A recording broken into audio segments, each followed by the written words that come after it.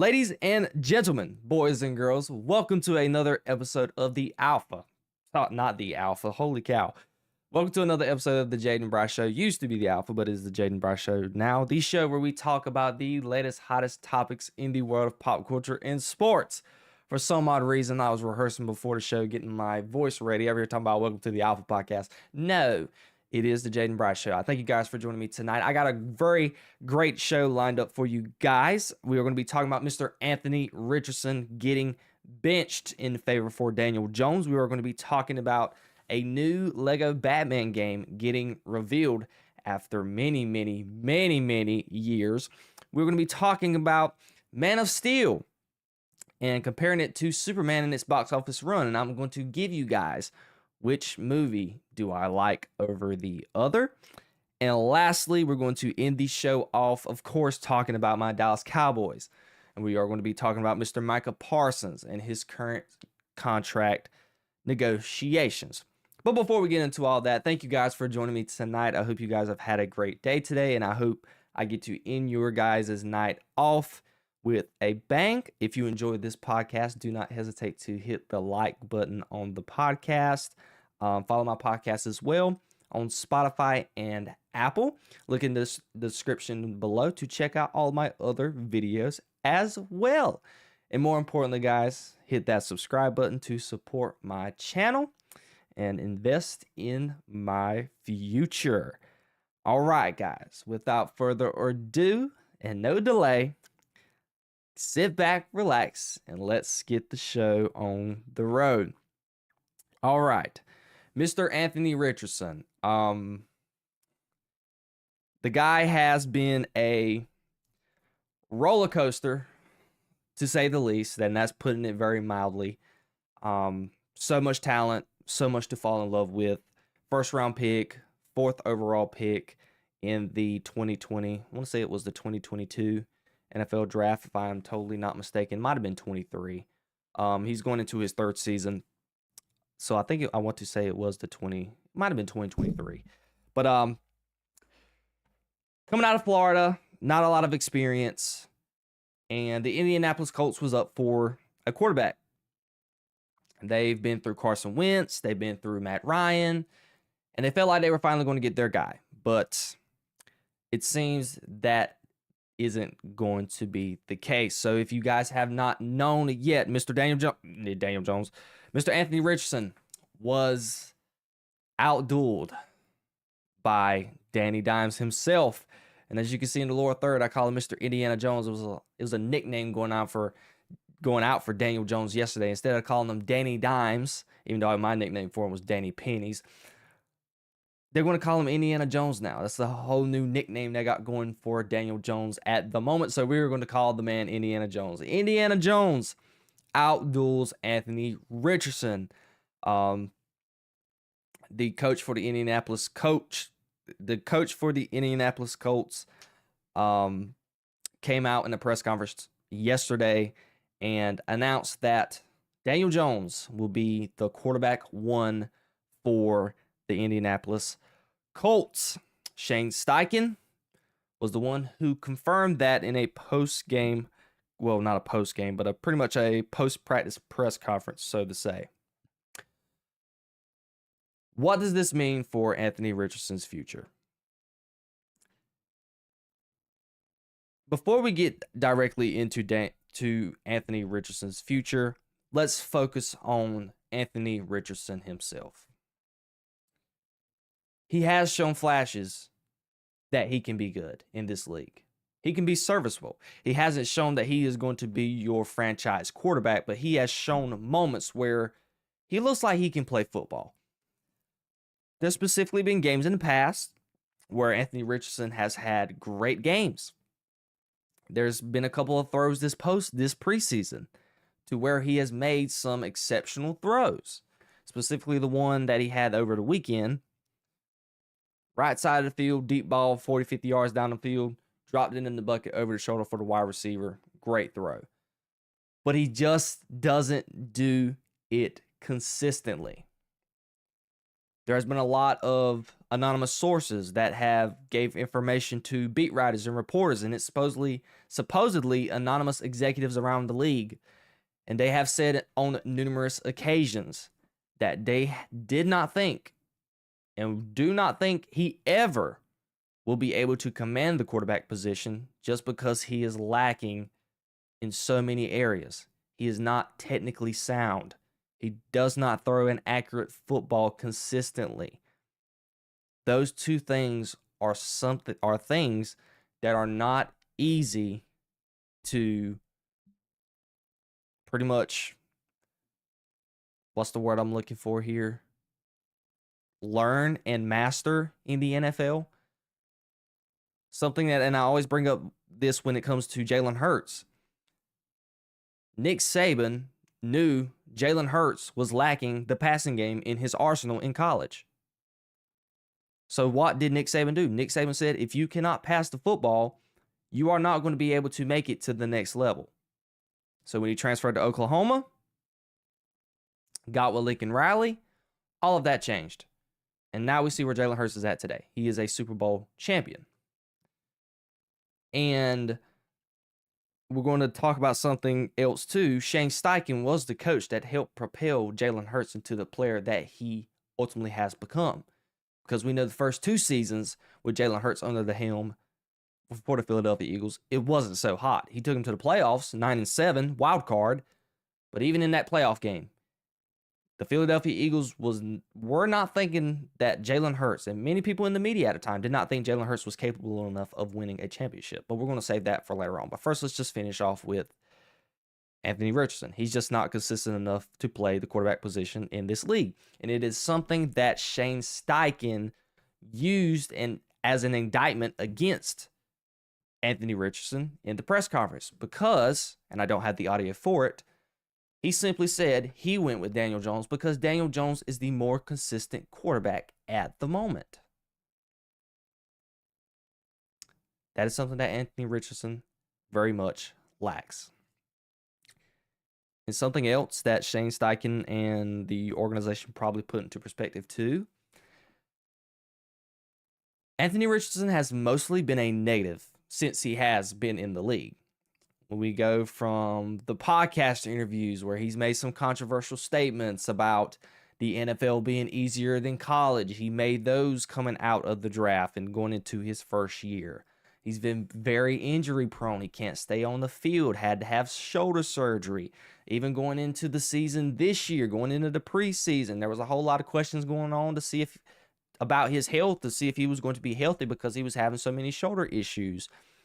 And then lastly, we all know the play that he had last year where he pretty much tapped his head and took himself out of the game. Something that we have never seen a quarterback do at their position. So Anthony Richardson has not shown a lot of positives on the ball field to warrant him being in the consideration for the quarterback one role in Indianapolis. Now let's get exactly to the Shane Steichen part of it. And this is something that is another indictment against Anthony Richardson as well. Coming out of college, Anthony Richardson for me was obviously a Cam Newton comp. Run first type of quarterback, didn't pass it super consistently, but he was able to make plays when he needed to make plays. Obviously, Anthony Richardson was not on the Heisman level like Cam Newton was, but he was a freakishly athletic talent coming out of the draft, and it is easily that his comp was Cam Newton. Same build, big arm, can run the football, Cam Newton 2.0. But would he be able to live up to the type of talent that Cam Newton was? And that seems to not be the case. But how Shane Steichen comes into play in this conversation, and I foreshadowed it a while ago. Jalen Hurts, the Super Bowl winning quarterback for the Philadelphia Eagles. Before they won the Super Bowl, and when they did go to the Super Bowl and lost to the Chiefs the first time, who was the quarterback at the time for the who was the offensive coordinator at the time for the Philadelphia Eagles? That will be Shane Steichen, who propelled Jalen Hurts to the quarterback that he has become. So when Shane Steichen was hired as the head coach for the Indianapolis Colts, he had the consideration for the draft pick. He had a say-so. That is the reason why Anthony Richardson was ultimately the pick, and how a lot of people like me, many people in the media, and even the Indianapolis Colts themselves were pretty sure of themselves that Shane Steichen can turn Anthony Richardson into what Jalen Hurts was. For an offense that is pretty much identical to the Philadelphia Eagles. Run first, pass when necessary. But what does Anthony Richardson lack? He does not throw the ball consistently. He averages in his whole career so far a 50% completion rate. Ask anybody in the NFL, any type of executive, owner, former GMs, former players. If you got a quarterback that is throwing the ball with a completion percentage under 50%, under 60%, they're not going to be in the league long. They're not going to be in the league for a very long time. That is what Anthony Richardson is up against. But I don't think this is on Shane Steichen. I really don't. Because Anthony Richardson, outside of the X's and O's, has not shown that he can be a franchise quarterback and be the quarterback one. First preseason game, we all saw the viral play where Anthony Richardson got clobbered off the edge. It was totally his fault. The guy that was coming in free, he was hot. The two guys in the flat on the right side of the ball field were wide open. But Anthony Richardson was staring off at the left side of the field, didn't see the guy coming in on his blind side, and got clobbered. And every single person in the media said that it was Anthony Richardson's fault because the defender was hot. If you see him hot, you should have thrown a check down to the tight end or to the running back. They were wide open. Anthony Richardson done neither. He has taken unnecessary shots throughout his career. That's the reason why so far in his NFL career, he's been hurt with shoulder injuries because he takes unnecessary shots, unnecessary punishment. That is the reason why Cam Newton's career did not last as long as he would have liked. He does not throw the ball accurately, consistently. He isn't technically sound. All of this are things that Shane Steichen inevitably cannot fix. Because if you cannot throw accurate football, number one, in the NFL, you can't teach accuracy. You cannot coach accuracy. They either have it at the moment in the NFL or you don't. We do not have time to baby Anthony Richardson into throwing an accurate football. It's just not going to happen. So Shane Steichen made what he felt like was the best decision for the Indianapolis Colts and going with Daniel Jones because he felt Daniel Jones was more consistent. So with that being the case, let's finally answer the question. What does this mean for Anthony Richardson's future? And to put it into perspective, I even say the post on Instagram. Anthony Richardson is very young. Very young. He is the same age as Shedeur Sanders. He is younger than Bo Nix. He is basically younger than Caleb Williams. He's younger than Dylan Gabriel. He's younger than Will Howard. He is younger than Michael Penix. And he is younger than Tyler Shuck. So Anthony Richardson is very young, and the Colts have pulled the plug on him at that age. Going into your third year. Haven't played many games. If I'm not mistaken, I don't think he's played a full 12 games, maybe 10 to 12 games yet in his career. In the 2 years that he's had so far, going into his third year. This is talking about regular season games. So if you are a first round pick, 4th overall pick. And the head coach in the organization, because I know Shane Steichen had some type of conversations with the owner and the GM before he made this decision. And if they agreed and put the okay, gave the okay to Shane Steichen to pull the plug on Anthony Richardson, and Shane Steichen made the comment that this ain't no temporary type thing, Daniel Jones is going to be here permanently, they gave up on Anthony Richardson. So that pulls into the, what does this mean for his future? Trade scenarios. I don't know if the Colts are looking at him as a failed product. I don't know if they've truly given up on him. He's super young. He's got 3 more years essentially left on his contract if they pick up his 5th-year option. Me personally, I wouldn't trade him. I wouldn't totally give up on the kid unless you could get a 1st-round pick out of him, which is not going to happen whatsoever. So I don't see the point in moving on from Anthony Richardson. Maybe he can continue to get better. It's only going into his 3rd year. Maybe he could continue to mature. I don't know. But some possible teams that I've thrown around that he could possibly get traded to. Minnesota. Go and join J.J. McCarthy, Kevin O'Connell and the guys. Kevin O'Connell, the quarterback guru who turned Sam Darnold's career around. Maybe he could do the same thing for Anthony Richardson. That would be great. Sean McVay, Matt Stafford. What he done for Matt Stafford's career. He went from, Matt Stafford looked like one of those quarterbacks who were like, he will never win anything. He's one of the most talented guys, but he's never going to win anything, to ultimately becoming a quarterback to be able to propel his team to winning a championship. Maybe you can join that type of Sean McVay-led group. Or maybe Pittsburgh. We know Pittsburgh has not been the greatest at grooming quarterbacks. They're about to have another chance to hack at it right here with Aaron Rodgers. But it's a young security blanket type of move when you do not have any other options when you move on from Aaron Rodgers, even though Will Howard is there. But you could bring Anthony Richardson on for any type of quarterback duel when it pertains to Will Howard. So those are just some names of teams that I came to mind and that, would be in consideration when it pertains to Anthony Richardson. But it is a bad situation for Anthony Richardson. I do not see a scenario where it is going to be easy for him to come out of this situation, given that they pulled the plug on him. For a guy in Daniel Jones that signed a 4-year, $120 million contract with the Giants, and Saquon Barkley was there at the time, and they decided to pay Daniel Jones, and they let Saquon Barkley walk, and in 2 years, not even 2 years, they released Daniel Jones midseason.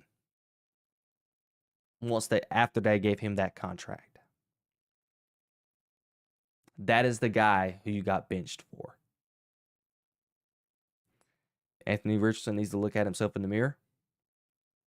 Take this as a learning lesson. Maybe force yourself to get better, because this is not a good look whatsoever. And if he doesn't turn it around at some point, we know he's super talented and a lot of people will take risk on him. But Anthony Richardson really might be in danger of being one of the worst quarterbacks drafted in the 1st round since the Jamarcus Russells of the world. He might be in that territory. We're just going to have to wait and see how it plays out. I do not wish that on him. But Anthony Richardson has to get it together, because he is, granted, there wasn't really high expectations for him, but boy, has he set the bar low so far in his NFL career. What do you guys think? Do you guys ultimately agree with me when it pertains to Anthony Richardson? Do you think that his time in Indianapolis is over? Do you think that he deserves a second chance on the Indianapolis Colts? Should the Colts keep him? I want to know all of your comments down below. All right, guys. So, moving on from the sports right fast, I want to save our sports topic for very last because it is my headliner for today's show. We are going to be talking about a very great game. The sequels, the past iterations of this game were amazing. They were my childhood. I grew up playing them. But before we get into all that, Lego Batman. I guess it's called Lego Batman: The Legacy of the Dark Knight, is however you want to say it. They are making a new Batman game at DC Studios, developed by TT Games. And just as I was just iterating, these games have been part of my life for the very first time I started playing games. Lego Batman was one of the first video games I ever played. Lego Batman 2 was probably my favorite out of the three. To put in perspective, Lego Batman 2 came out in 2013, 2012, maybe even 2011. I might be being generous. I was, 8 years old at the time? PS3. Loved those games.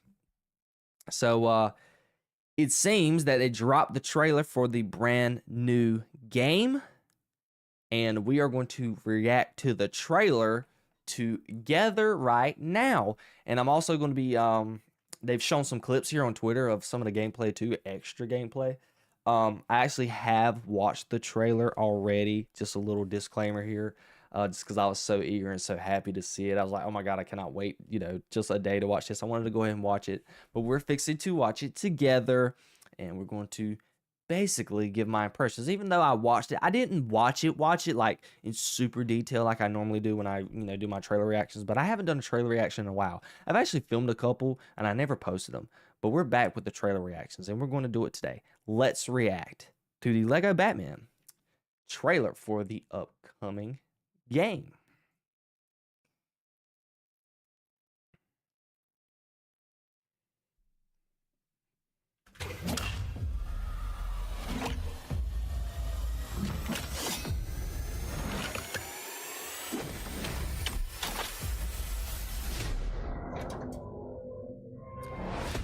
Let's see what we got.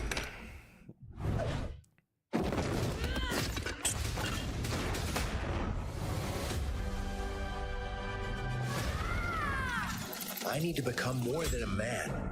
Oh man. I need to become I don't like the voice. What did you have in mind? And this is something new. They're kind of basing this off of the movies too.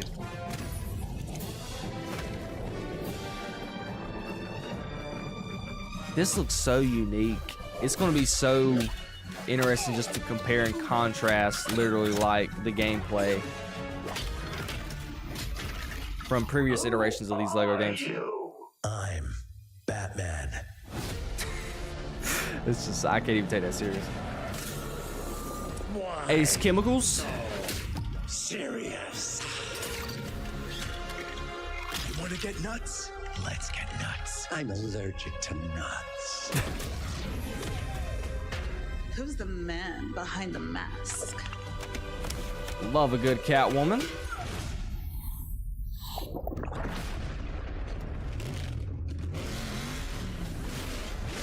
The Batman. I got you!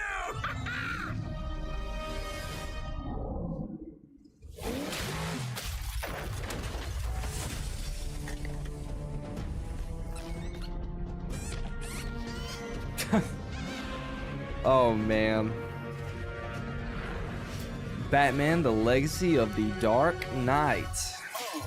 You think darkness is your ally. You merely You adopted the dark. I was born in it. Molded by it. Who put that there? I could have really hurt myself. Oh, classic Lego games. 2026. Is it coming on? So it's not a last gen. It's going to be new gen. Thank the Lord. So so we got a very little look right there of the video game. So it seems like this is going to be based off of the old movies, dating all the way back to the very first one in 1989, the Tim Burton Batman movie. I think as well they got their own little unique storyline, and what's the word I'm trying to look for here? Basically they got our own story that is actually new and not from the old movies in this game as well. So that is something interesting to know when it comes to this game as well. Now we got a little bit of gameplay trailers here that I got off of Twitter. And we are going to get a look at that right here. It's like a little melee action going on. That looked pretty interesting. Give us a good look at the gameplay.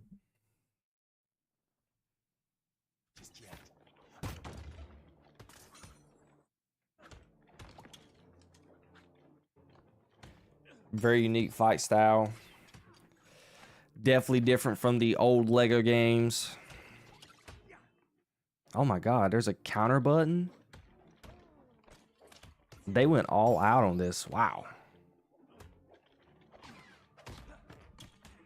Okay, now this actually looks cool.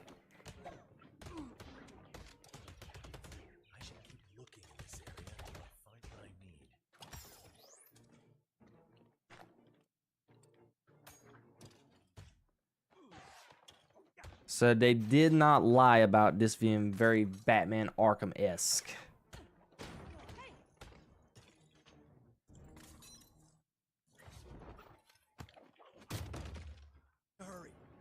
Oh, this looks amazing. Come on, we have to stop him from destroying this place.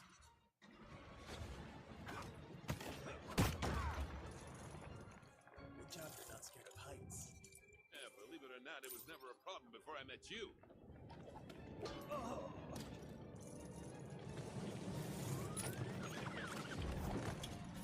Yeah, so this seems like this is what I'm talking about, an original story. This hasn't fallen off of any of the games. Or I may be lying here. Yeah. So there he is. We got a, little cute little look at the gameplay there. So, overall, hey, I'm happy. I was a fan of all of the games that I played as a kid. I can say with these new Lego games that they are making, they're kind of changing up the style of them. They're going away from really the classic look. This game, the way it looks, pretty much reminds me of the Lego Skywalker Star Wars game that they made, like, I want to say it was like 3 years ago, 4 years ago, maybe. I wasn't a huge fan of it. I got kind of bored because it was like one of those games. It was based off of the movie, so you already knew what was going to happen. And I just never cared for the way the game looked. It just did not feel like a Lego game for me. I may feel the same with this, but it looked cool. Now I can say when I first watched it, I was kind of a little underwhelmed. But from what I saw with the gameplay, specifically with that gameplay, it looks actually kind of fun. They're copying the Arkham style from the old Arkham video games, with the Arkham series, copying that type of combat style. Really, the mechanics are just like the Arkham games as well. It was a smart concept. I got to give WB their credit over there. We knew that James Gunn, when he took over WB, was like, yeah, we're going to make video games now. We're going to make, spice things up a little bit after the thud that they laid with Suicide Squad killed the Justice League, a game that they should have never made at all. DC needed some wins because they have been taking a whole lot of L's when it comes to their video games lately. So it was good to see them finally prioritize the video game about a character that we all love, and it being a Lego game. They haven't made, and I know, and it's in my lower third here, they haven't made a Lego Batman game in 10 years. And I think outside of DC Supervillains that they made back in 2020 as well, I think they haven't made a Lego game, DC game, in a while. So it's going to be fun to go back and play the old scenes from the movies in Lego form. I want to see how they do it. Hopefully they do it a little bit better than Star Wars, to where it's not boring, because I got relatively bored during that game. And obviously it has a lot to do too that I'm not a massive Star Wars fan like I am a Batman fan. So obviously I'm going to be clamoring to want to play this, because it just looks very fun after seeing the gameplay, because the gameplay has me hooked. That's selling me off right now. So shout out to DC and everybody there coming up with this game. Hopefully they have some better games as well, because I've covered the report before about DC wanting to prioritize Batman in Batman games. So maybe this is part of that prioritization when it refers to their games. I just hope at some point we get some deeper games With a Wonder Woman game, Monolith's games, their Wonder Woman game got canceled. That never came into fruition. Sucks because I was very much looking forward to that. Something besides Batman, even though I love Batman. But I would love to see something else. A Superman game, something we've been clamoring for a long time, because Superman, for me specifically, he looked so good in that Suicide Squad Kill the Justice League movie. I'm just sitting there like, even though I never played Suicide Squad Kill the Justice League, to this day, I'm sitting there like, can I just play Superman? His art style and everything about him, he just looks so cool. Such a waste of potential. Just such a waste of potential. But the game looks good. I am invested. I'm interested. It's got the same cute, kid-friendly vibes from the old Lego games and pretty much all Lego games. It poked fun when it needed to poke fun at certain sections from the movies back in the day, and it's good to see. I actually been going and playing Lego games on my old PS3 lately these last couple of days for leisure and fun, because we know gaming is in a very rough spot. Not much to play, and we're going to talk about it in the next Alpha Podcast. Alpha Podcast. Why do I keep saying Alpha Podcast? In the next iteration of the Jayden Bryce show, okay, the J show. I saw today where PlayStation went up on their prices on their hardware. I have a major problem with that. A major problem with that. Because of the reasons I'm about to reiterate right now. Video games is in a tough spot. Not a lot to play. Games are not good right now. So we need something new. We need something to pop. Obviously, the gaming industry and the gaming space and people in the community and the gaming community, we're waiting. Not me, because I'm not a huge fan of that franchise like everybody else is. But everybody is waiting to die for Grand Theft Auto 6 to come out, and waiting to see if that's going to bring gaming back, because we know Call of Duty has released Black Ops. They're releasing another Black Ops game. It's not hit the same since Black Ops 2 and 3 and 1, even 4 if you can throw that one in there. So gaming's in a rough spot. So lately I've been playing my PS3. I've been playing Lego Marvel Superheroes, the most iconic game released back in 2017. Been playing that with some friends and family. Want to get into maybe playing Lego Batman 1 again. 2, it's been so long since I have played those games. It would be pretty fun, in my opinion, to go back and play those games. But I'm excited for this. I'm happy. It looks good. And hopefully there might be some more characters in this. Maybe I think they said the playable characters is Alfred, Nightwing, Robin, and Catwoman and things like that. So it's setting up to be a great game. Looking forward for more 2026 release date. And I cannot wait. I cannot wait. Even though I don't play video games as much because I'm busy, working and talking with you guys for a living. It's very hard for me to get time to sit down and play some video games. Even this summer when I had a lot more downtime, wasn't in school, I'll still dedicate the majority of my time to y'all because I love y'all so much, and I'm trying to get this podcast going. So I don't really have time to play games, but hopefully I'm definitely going to buy it, and I'm going to give it a try. Because hey, it's a Lego game. I'm a Lego guy. I loved the Lego games as a kid.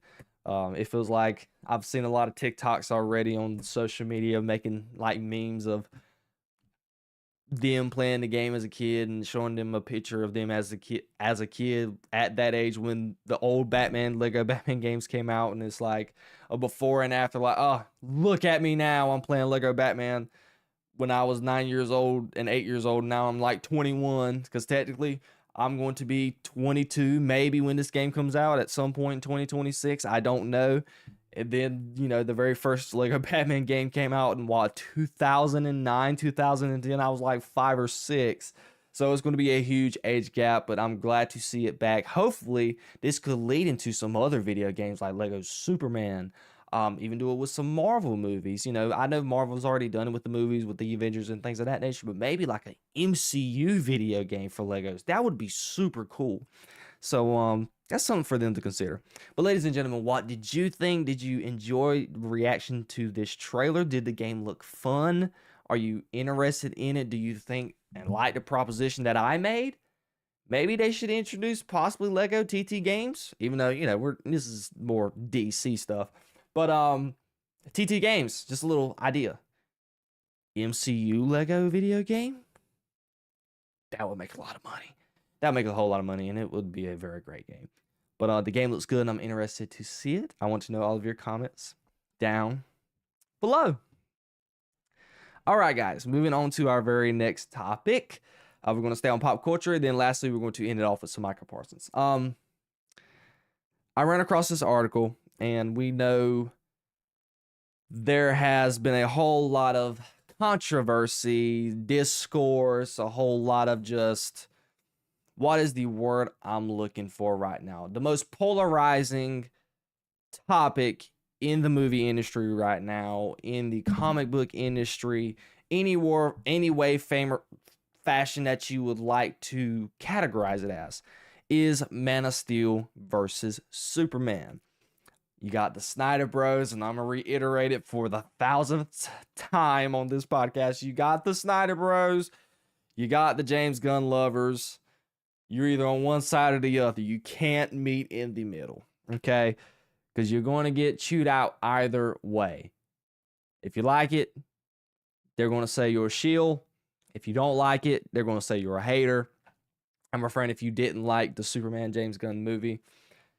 So we're going to get to an article. So the official box office, we're coming to the end of the theatrical run for Superman because of the digital release, and not a lot of people are going to the movies like they did it in the past. So there was an article written by Variety, and it was pretty much comparing Superman's box office run so far in comparison to the Man of Steel. And we got some official numbers right here, and we're going to get with it right here in the article. I don't think I even pulled up the right article, ladies and gentlemen. I don't think I did. I do not think I did. Oh, okay. Here we go. I actually did. Yay. All right. So this was written August 17th. So it was written over the weekend, last weekend. I want to say this was written on Saturday. I think Saturday was. No, this was actually Sunday. Over the weekend, Superman added 3.1 million overseas and 8.4 million globally. At this point, Superman is unlikely to surpass the haul of the character's solo outing in 2013's Man of Steel, which flew to, no pun intended, I'm going to say it for, $670 million, not adjusted for inflation. However, and we're going to get to the whole we're going to get to the whole injustice for inflation crap because it's so annoying, and I we'll get to that later. However, the film's reception represents a positive step forward for DC Studios, which was greatly struggled in recent years to achieve commercial consistency with its various comic book adaptations. Up next are Supergirl, Clayface, Super Family Movie. Okay, whatever. That is pretty much the gist of it. So we got an overall look of Superman's Man of Steel, specifically Zack Snyder's Man of Steel, had 670 million overall in its theatrical run, not adjusted for inflation. I think if they're saying if they adjusted it for inflation, I think it made like north of $900 million. I want to say. Because the reason why they say not adjusted for inflation, because we got to pretty much think about it in this lens. Tickets were, and I think they showed the graphic, tickets were essentially $8 back in 2013 to go watch Superman, and now to go watch Man of Steel back in 2013, tickets were roughly $8. Now tickets to go watch a movie now are roughly $15, $16, depending on what type of way you watch the movie. I know right now in my hometown currently, movie tickets to go see the movie is like $13, $14 without, ticket fees and taxes and all that. So I know I went to go see Superman actually with my cousin in Wilmington. And the ticket prices there were north of almost $18. So that's what the adjusted for inflation means. So they're essentially, you know, it made $670 million in its economic era with the $8 mark. So they're essentially comparing what if the ticket prices were the same, it could have made north of like $900 million. But we see essentially where we are at. We are at the point to where James Gunn's Superman, I think it is getting ready to cross the 600 million mark this week, or if it just crossed it this weekend, it's going to get to the $600 million mark. But it is not, given that the stupid idea by James Gunn and them, I don't know why they did it. Although, you know, I was ready to watch the movie again. I didn't want to go to the movies to go see it because my nearest movie theater is literally 45 to an hour. But they released the film on digital prematurely, very prematurely. And I said it in my last show, and I was sitting there like, why? But anyways, I digressed. So given that, and it's just getting crossing 600 million, and you know, it's 5 weeks in, it's very rough to see it getting 670 million. It is virtually impossible right now at the moment. I think Luis Fernando, the guy who does all the box office stuff that I read, I think he's saying 640 at the most, but he's really saying like 605 to 620. So it's definitely not going to reach the 670 million mark that Man of Steel ended up producing. So we're not going to sit here and bore you with the numbers. Let's pull up the lower third. This is going to be the topic, and this is why you all guys are tuning in right now to watch. All right. Moment of truth. Okay. I'm going to choose. At first, when I was writing this up, I didn't want to choose because I enjoy both of the movies, okay? But we're here for the controversy. We're not here to satisfy. Okay. A Superman fan, a DC fan, a DC lover. Jayden Strickland, tonight, at approximately 10:13 Eastern Time, he is going to pick which film he enjoys more. Man of Steel or James Gunn's Superman. Now, a little disclaimer, okay?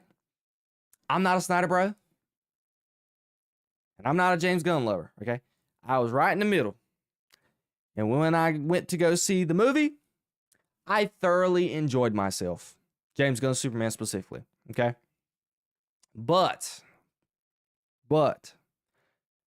you got to think, I'm only 21 years old. At the time in 2013, I was 9 when Man of Steel came out. So Man of Steel was like a Superman that pretty much resonates with me because it was the era I grew up in regarding Superman, okay? Brandon Routh, even though Mama's got pictures of me as a kid wearing his costume. Look, I love Brandon Routh, but his movie was nowhere near as better than Man of Steel. But I have a special place in my heart for Henry Cavill and Man of Steel. But I went in with an open mind and I enjoyed James Gunn's Superman. And I am very, very, very pleased with what David Cornsweet did. Controversially, I kind of might have enjoyed his Superman better than Henry Cavill's portrayal of Superman, but I still enjoy Henry Cavill, just the guy. But we're not going to get that deep into it, ladies and gentlemen. But I'm going to basically give you which film I enjoyed the most, and I'm going to pick. And a lot of this has to do with rewatchability. Which movie would I rather crack on a weekend with the family and friends? What movie would I rather watch? Let's go ahead and get to my, soliloquy for each one. I enjoyed both films, but I enjoyed certain aspects more than others. Specifically, let's get to just David Cornsweet, just a little nugget here.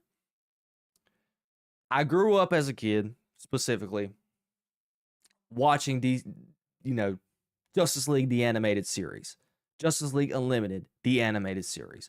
Superman, the animated series. Even Batman, the animated series. So that is the era of cartoons that I grew up in. I even watched a lot of the animated movies that DC released at the time. So I had a infatuation with the Superman in the animated universe at the time. That was my Superman. And David Cornsweet's Superman and his portrayal of Superman was literally Superman the Animated Series in live action. And I loved it. I loved it. It just felt straight out of it. When I watched it, it just felt like it was the animated version of Superman in live action. I loved it. And I think David Cornsweet knocked that out of the park. When people were doing their first initial reviews, they were like, this movie here is Superman the Animated Series right out of in live action. I was excited. So that was something that I enjoyed. But let's move away from David Cornsweet's Superman. What should I do? Let's just go ahead and get to James Gunn's Superman. Let's just go ahead and do it. Since I'm already talking about David Cornsweet. Let's just get to David Cornsweet himself. I enjoyed his Superman, as I just said. He felt like Superman. That's the kind of tone I'm looking for Superman. Heartfelt. Even though there's a whole lot of controversy about David Cornsweet's Superman being weak, I understand where people are coming from. But still, I feel like James Gunn might get he's going to take fans' opinions on this film, and I think that we are going to see Superman be a whole lot powerful going forward, but we're not going to, I cannot use that in the context of this because we're basing it off of the movie. Me personally, would I have liked David Cornsweet to be more, I wouldn't say more powerful, but dish out more punishment in this movie? Yes. I would have liked that. But, sorry guys, I'm over here getting that error. YouTube is not receiving enough video to maintain smooth streaming. Okay. I don't know why it's saying that. I think we're good. We're good over here. Yeah, we are good over here. But, I think it probably done that because I was shaking. But anyways, so I done lost my train of thought. What was I talking about? Okay, I got it. So I enjoyed David Cornsweet's Superman, but I just wish he was able to dish out a whole lot. Yeah, that's where I was at. I just wish that he was able to just dish out a little more punishment because he was just getting beat up a very whole lot in Superman. But I still don't want to use the term that he is weak. I just felt like, and I tell everybody this, the last act in Superman, just that moment where he's, fighting his evil counterpart, his Ultraman, and you got the scene with him just defeating Ultraman, and he's going to go fight the Lex Luthor little henchman or whatever. You got the scene with him fighting them and doing the laser eyes twirl around. That was amazing. I wish we could have got a whole lot more of that in the movie. Just more of that, and that's what the movie was missing. So that is my only major negative right now, and it is something that just bumps the movie down for me just a little bit. I wanted to see more of just Superman dish out a little more punishment, and he done that. He done that later on in the film, but I just wish we could have got it just a little bit early on, specifically with the fight right there at the beginning with the Hammer of Baravia. Yes, we found out that it is his clone. Okay, it's pretty much Superman fighting Superman, but just I'd like to see him get just a little quick punch here. Just not go. You started the movie off with him getting his butt kicked already. He gets healed up, and then he flies back and get his butt kicked again. And it's just a minor nitpick for me. I'm not making a big deal out of it like everybody else on the internet seemed to make it out to be, but that's just something when it comes to just David Cornsweet's Superman that I didn't like, and the little moment that he had at the end of the movie with the quote. When I first watched it, it was just a little corny for me. I don't know if it's just the way how it was written or the way David Cornsweet delivered it. I just think it, for me personally, was how it was written.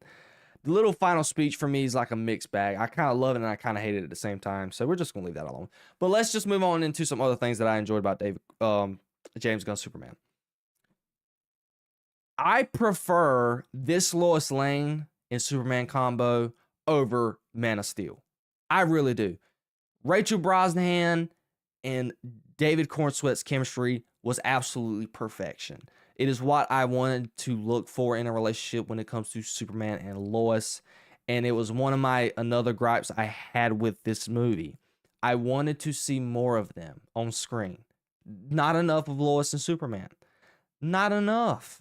And in the sequel, I want them to be able to just expound on that because their chemistry on camera, Rachel Brosnahan, they were just so good. That is something I prefer in James Gunn's movie over Man of Steel. Something else I can say I prefer outside of one character, supporting characters. Everybody in the Daily Planet was amazing. I enjoyed them way more than I did in anybody in the Man of Steel. Perry White. I kind of enjoyed James Gunn's Perry White just a little bit because he was laid back and cool and he was funny.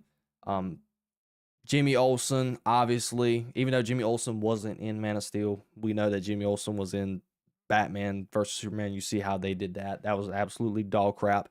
But supporting character, Mr. Terrific, Guy Gardner was a shocker for me. I ended up enjoying that. I want to say that's pretty much it. Metamorpho, he was okay for me. I don't really care for Metamorpho as a character. And Hawk Girl, she was my least favorite character in the whole movie. We're not going to go down that road. And Lex Luthor, obviously, you know, I enjoyed Lex Luthor. I kind of enjoyed the villains pretty evenly in both movies. It just depends on what type of taste you like. Obviously, General Zod was like this just absolute boss, giving to Superman the absolute just run for his money. He felt evil, more evil than Lex Luthor, but Lex Luthor was just like, just because General Zod was a god and the way Zack Snyder portrayed and wrote his character, it was like Thanos level type of menacing. But, you know, James Gunn wrote Lex Luthor in a way that was satisfying for me. Felt menacing, infatuated with Superman. I enjoyed Nicholas Holt's portrayal of Lex Luthor. Easily my favorite. Preferred it way much more than Batman v Superman's and Henry Cavill's Lex Luthor. So I enjoyed the supporting characters more in this movie. The tone. I think this is the tone for me. This is my Superman tone. I prefer this tone in a Superman movie. What James Gunn had, the comic booky, cartoony feel that this movie had was what works for me. Could James Gunn just cut down just a little bit on the corny jokes and just the comedy here and there that is just super unnecessary when it don't need to be there? Yes, specifically with the lines with Lois and, you know, Lois and Superman and Clark having their little one-on-one emotional moments. You'd get a corny joke at the end of it and some other serious scenes that were in them. Just cut down on that. It would have been absolutely perfect. But I love just the comic booky film feel that this movie offered. So that is pretty much all. Now let's move on to Henry Cavill and the Man of Steel. I prefer the score of that movie. Now I love both. I can't say that. I have both of them downloaded on Apple Music. Even though I have been playing James Gunn's Superman score more because it's, you know, it's recent and it's new, and I've listened to the Man of Steel score for years now. Love all the scores for both of these movies. But I prefer Man of Steel's better because it's just Man of Steel's score. Hans Zimmer just did an absolute masterclass with that score. I can name the songs at the top of my head. Flight, What Are You Going to Do? Krypton's Last. I can't think of the other one, but it's on the top of my tongue. I can't think of it. Arcade. I think this is the name of it, Arcade. Yes, I listen to these songs on the regular, okay? The instrumental, just the score of this movie, Man of Steel. Top notch. Best score ever made for a superhero film. I don't care. Argue with your mama. Better than any Batman score, and I even love Christopher Nolan and Hans Zimmer, the score he did for Batman. Better than that. Better than the Star Wars score. It's just absolute peak. Okay, absolute peak. Beautiful score. Visuals. The visuals in this movie was way better. And CGI. Visuals and CGI can go in one lens. I thought the CGI and the visuals for this movie was a whole lot better than Superman for me. The way just Zack Snyder shot the movie, although it wasn't super colorful like James Gunn's Superman was, but I really enjoyed the visuals in this movie, the CGI, the first flight scene, all the action sequences. We know one thing with Zack Snyder, okay? Everybody might not love his storytelling, but my gosh, can the man film some action? Like, the guy is just born and bred to film action movies. The man is he's just exceptional. He's exceptional at filming action. And he done a absolute superb job with Man of Steel. So that was a whole lot better than James Gunn's Superman. I like the origin of Superman better in Man of Steel. I'm still not a huge fan of the route they went with James Gunn's Superman and the whole secret harem thing with Superman, and they sent Superman to be, to rule over the earth. I know a lot of people said that's been a comic book run, and they pretty much adapted it based off that. I get it, but it's just not a personal preference for me. I like that. That's the beauty of Superman's character for me. Both parents have a pretty much nice influence on his life, and he's going to go out there to do good for humanity, living off the values of both Krypton and Earth. That is something that is essential to the Superman character for me. So I'm not a huge fan of the whole change when it comes to Superman's origin for me. So I definitely prefer the Man of Steel origin. Lastly, something else that I prefer, and it's not that big of a deal, the suit. I prefer Zack Snyder's suit. It has nothing. I'm not a huge hater of David Cornsweet's suit like everybody else is. That's not me. The only thing with James Gunn's suit I hate, I don't like the S. I don't like the Kryptonian emblem that he chose. I don't. Or crest, rather. I don't like the crest that he used. That's just me. That's my personal opinion. So, after all of that, putting two and two together, from enjoyment level to rewatchability, I have to honestly say, and I have to honestly say, if I were wanting to rewatch one, it is tough, y'all. It's tough. I enjoyed both of these movies. I really did. But just for rewatchability, nostalgia for me, because I feel like this movie has just aged like fine wine, given what the DCEU ended up being. I have to say that I would probably want to rewatch Man of Steel, but it is very close. If I had to prefer, if somebody was holding a knife at me and saying you have to choose one, I'm probably going to choose Man of Steel. But from just an objective lens, from a fan's lens, I would definitely rewatch both. I can embrace both because I like both of these films are different and they offer different perspectives of Superman. So if you enjoy this perspective of Superman, go watch this movie. If you're in the mood for this perspective of Superman, go watch this movie. Because I do. I think the only thing for me, I would probably just steal from a personal standpoint. I enjoy the tone, specifically the tone of James Gunn's Superman more. I just feel like if it was more just a more standard Superman story without all the supporting characters, just taken away from the Lois and the Daily Planet sort of thing and aspect from it, and just really declined away from just the. And I don't want to say that because I enjoyed the Mr. Terrifics and Guy Gardners. It's just still, they really just take away from the film just a smidge for me. I just wish I saw the potential with Rachel Brosnahan and David Cornsweet and the Daily Planet and all of them, just the chemistry. I think we really could have got a great Superman tale, just a classic, a super classic. And it was just a missed opportunity for me, but hopefully they'll get in the future. But if I had to pick and choose, I would rewatch Man of Steel. and it's kind of just a bias. It's the first, like, essentially the first Superman movie that I was introduced to. My first Superman movie was not Christopher Reeve. It was Zack Snyder's Man of Steel. It holds a special place in my heart. I enjoy Henry Cavill. He's the Superman I grew up with. And I think and ultimately what propelled this movie for me was the CGI, the visuals, the score, just the first flight scene alone will give you goosebumps. Now there's 3 specifically goosebumps moments for Superman, James Gunn's Superman. The opening flight scene in the movie with him flying through Antarctica. The whole scene with the kaiju and the music playing in the background, you had that. The final battle. Those were like goosebumps moments for me. But just seeing Superman just feel powerful, in that movie and the fight scenes and all that, that's what propels it for me. I definitely do not prefer that tone of Superman for me, because I never cared for Zack Snyder wanting to make Superman feel like this godly character. Just the Jesus and the religious aspect of it for me, even though I don't get that deep into it like other people do, because other people want to think this movie is like mocking religion and things like that. No, it's not.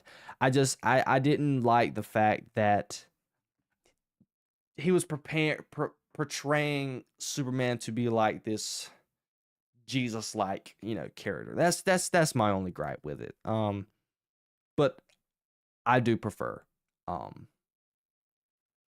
I do. If I don't prefer, I would rewatch both. But I can say that if I had a knife held to me and if I had to rewatch one, I would rewatch Man of Steel over James Gunn's Superman. But they're both great movies. I'm glad they were made. Superman content. Superman fan. Top 3 favorite characters of all time in the comic book genre. So James Gunn did an absolute wonderful job. And I wish that we could have this logical conversation like with everyone else, like I'm having with you guys. I'm not out here slandering one film. I have likes and I have dislikes about both films. Okay? But I came with a reasonable explanation, and I gave you guys the movie that I would essentially want to rewatch. So I hope you guys enjoyed that. It's a little fun. I need to come up with some more topics like this, because this was very entertaining for me. Just pretty much yapping for essentially 27 minutes about just Superman. It's fun. I need to do some stuff with this for like the MCU and things of that nature. So I hope you guys enjoyed. Let me know all your comments down below. Did you agree with me? I know I'm going to absolutely hate to see these comments in the next couple of days. But yeah, I want to know all of your comments down below, guys. What do you think? All right, boy, we are an hour into the show. This show is running a whole lot longer than what I expected it to be. I expected to be telling you guys good night right about now, but we still have one more topic to go. We have to talk about Mr. Micah Parsons, and we're going to transition back into some sports things. Okay. So I wanted to talk about Micah Parsons' contract again because it's getting closer to the regular season. We essentially have 2 weeks from literally an hour and a half. We have 2 weeks until the NFL season starts. Dallas Cowboys have the season opener on Thursday night football against the Philadelphia Eagles. And we're going into the last week of the preseason, and there's been a whole lot of conversations with trading Micah Parsons and things of that nature. Some stuff going on with Adam Schefter reporting that essentially that, and he reported it today that it seems like Dallas is heading towards a divorce with Micah Parsons than them actually re-signing him. So I wanted to give my 2 cents on everything that is going on when it pertains to this, and to just give my 2 cents. Okay. Adam Schefter has made it pretty clear, pretty clear, that the Dallas Cowboys are headed towards a divorce. Now, as of today, and I can say this, Mike Leslie, he follows the Dallas Cowboys. A source close to him said that there hasn't been any movement in the contract between Jerry Jones and the Cowboys and Micah Parsons. The source close to Parsons indicated that he believes Jerry is waiting on Micah and his team to fold.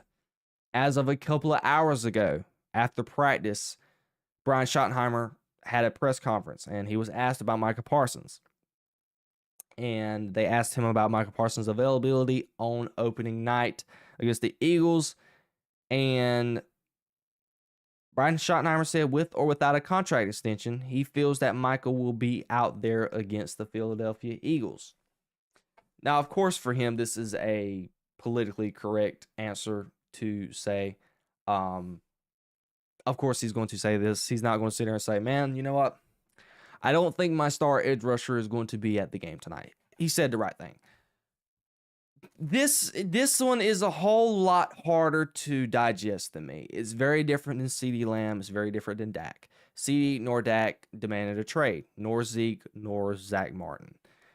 And for some reason, Micah Parsons is he hasn't been as vocal about it, because I think CeeDee Lamb, for me personally, was a whole lot more vocal about it because he was on Twitter making beef here, there, and everywhere.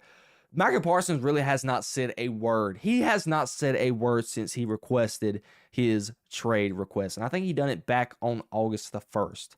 We have not heard a peep from Micah Parsons at all. Nothing in the news. Hasn't tweeted anything on social media. Hasn't posted anything on social media. Nor talked to the media. Hey, he has not said a word. Not one iota. So this one for me is just different to manage. It's very different than the one with Dak, CeeDee, and everybody else in the past. So the reports that's going on right now with Adam Schefter saying that they're more likely going towards a divorce, it seems there's some legitimacy to it. And Adam Schefter, he is a very credible source. He is the main journalist right now, person that covers all this stuff at ESPN. Adam Schefter, he's not going to report things that aren't true. He has a lot of credible sources. So with him saying this, it should raise a lot of ears and a lot of antennas. And we're going to get to the trade stuff, but let's just get to the point here. Micah Parsons deserves to be paid by the Dallas Cowboys. He is the heart and soul of the team. He is the engine that makes that franchise run at the moment. Him and CeeDee arguably are the most energetic players. They're the only reason why you're going to turn the Dallas Cowboys on. I don't care about Dak Prescott. He's not the reason. Dak Prescott is not the number one reason why anybody is going to pull up a Dallas Cowboys game. I promise you that. That's not the reason why they're pulling up a Dallas Cowboys game.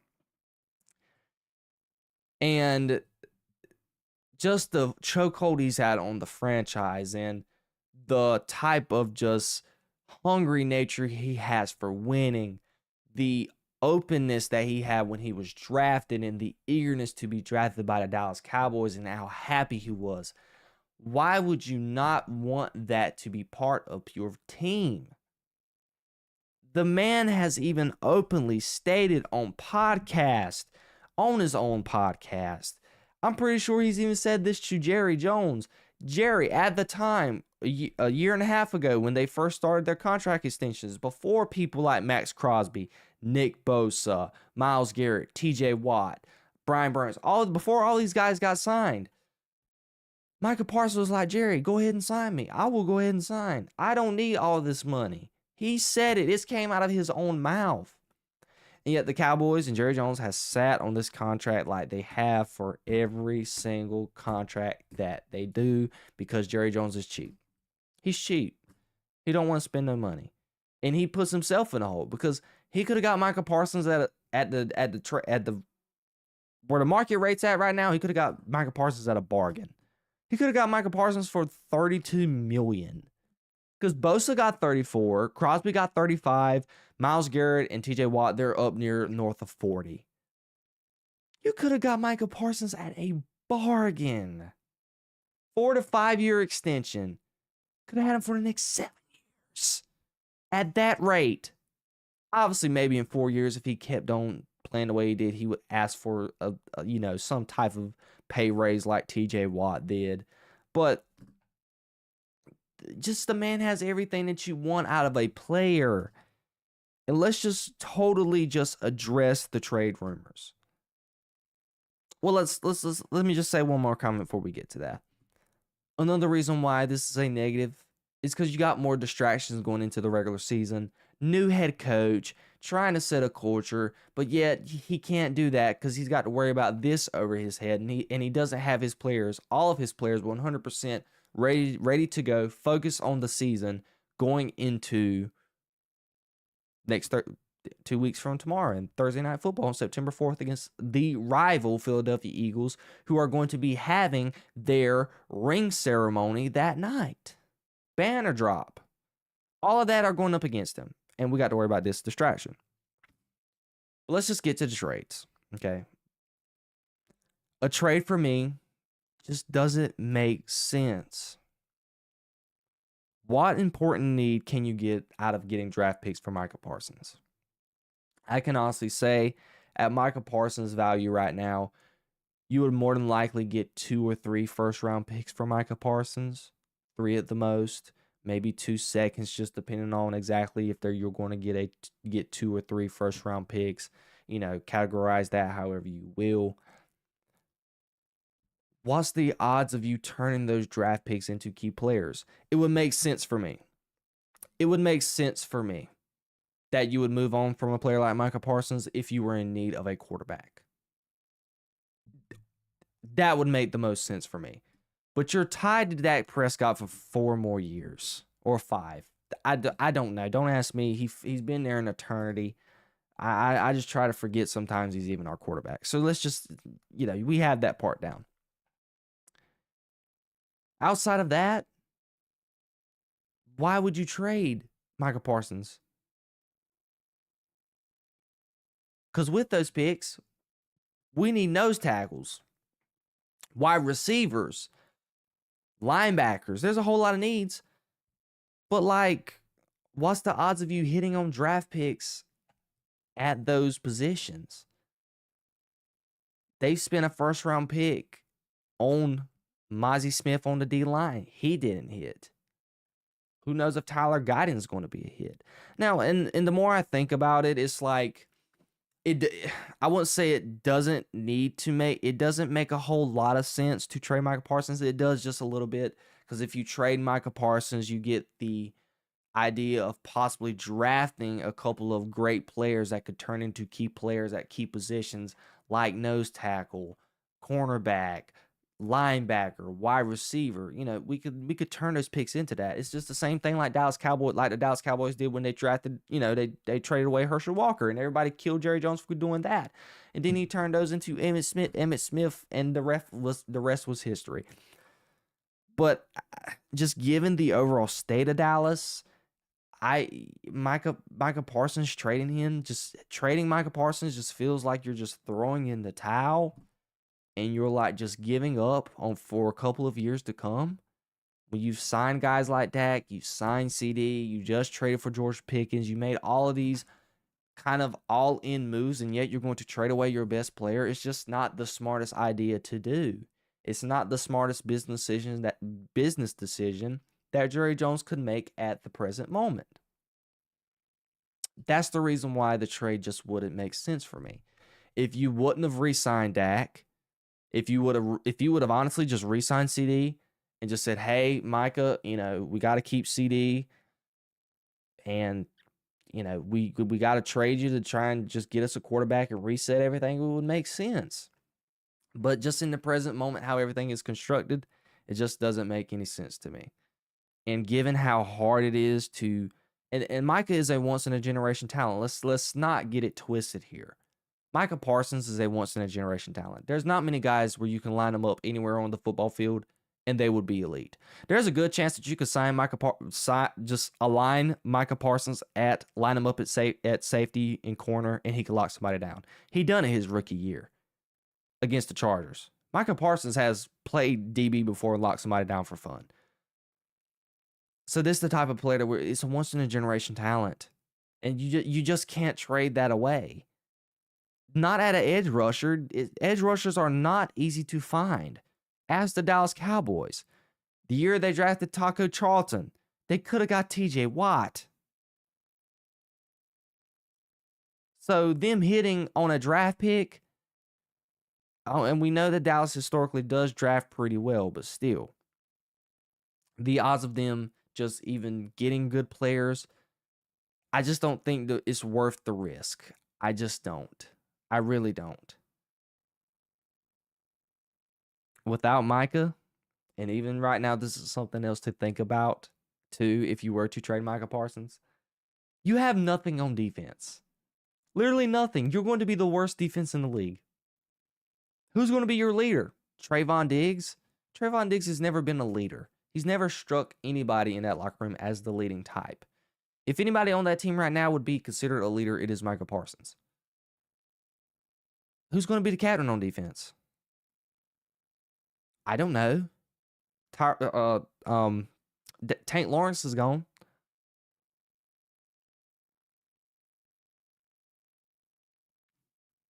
Malik Hooker's going to be your captain on the defense. That defense would be absolute toast without Micah Parsons. Deron Bland's not good enough. Diggs ain't good enough. Siobhan Rebel, when he gets healthy, isn't going to be good enough. None of the linebackers is definitely not good enough. None of the nose tackles, none of the edge rushers are good enough. Without Micah Parsons, the boat for the Dallas Cowboys season in hopes of even making the playoffs would sink.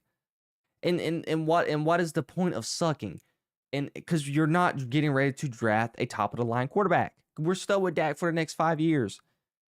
If we were getting rid of Dak Prescott and drafting a quarterback, I would be all for reset, trade Micah Parsons. But we're not at that moment right now. It's more efficient and more better for it is better for the future outlook of the team to sign Micah Parsons and hopefully getting a run at it. That's your best option. Because I don't fully trust the Cowboys right now in this present moment with this front office to trade Micah Parsons away and actually hit on those draft picks. I just don't. Jimmy Johnson's not there anymore. The odds of them getting somebody like Emmett, a Hall of Famer, best running back all time at his position, the odds of that happening is slim to none right now. The way this organization is ran right now. Will McClay, I love him. I don't trust him. I just don't trust him. Micah Parsons needs to be a Dallas Cowboy. The Dallas Cowboys fan base love him. I understand the idea of why you should probably trade him. I get it. It's logical and it's worthy. It's a good argument to have, but just me personally, I do not think he should be traded. I think he should be a Dallas Cowboy. And Jerry, sign the man. Pay the man what he wants. He deserves it. Because without him, that defense the last couple of years would be jack nothing. And I don't see Jerry Jones getting rid of Micah. And I know Adam Schefter's came out with reports of, they're pulling towards the divorce, but I just don't see. Jerry loves his hometown guys. It would be the first time that he would ever trade away a homegrown pick. Outside of one fella, I think he did trade. But he's not the same player in the caliber of Micah Parsons. It would be the first time that he has ever traded a star, future Hall of Fame type star that he homegrown drafted, and he would get rid of him and trade him away. But that is essentially all I have right now when it comes to that. We're just going to have to wait and see just how it continues to unfold going forward. There was videos of Stephen Jones and Micah Parsons talking today at practice, so maybe they were talking about his contract and hopefully getting everything underway. But ladies and gentlemen, that is all I have for tonight. It was a very much longer show than what I anticipated. I enjoyed it, had a whole lot of fun, and I hope you guys did too. I thank you guys for joining me tonight. Do not hesitate to hit the like button on the podcast. Follow me on social media. Follow all my other videos on my description down below. Check out all my sports videos, pop culture videos, anything that's, that you would like to listen to. Follow my podcast on Spotify and Apple. And most importantly, guys, subscribe to my channel. I thank you guys so much for joining me tonight. I had a great time being with you guys tonight, and I hope to see you guys on the next show. I don't know if I'm going to go live not Wednesday. Jesus, you can tell I'm half asleep and it's getting close to 12 o'clock at night. I don't know if I'm going to go live Friday night or Saturday night. I'm just going to have to wait and see. And I'm going to keep you guys updated. I'm going to have the thumbnail ready to go so you will see on the feed what day I'm actually going live. So I will let you guys know. Hopefully, I might post it on my community notes. I will let you guys know if I'm going to do live Friday night or Saturday. I think it may be Saturday. Maybe more than likely Saturday. But I'll keep you guys posted. Ladies and gentlemen, again, thank you for joining me tonight. I love you guys so much, and I will see you guys on the next show. I love you so much. Peace, love, and positivity always, y'all. See you.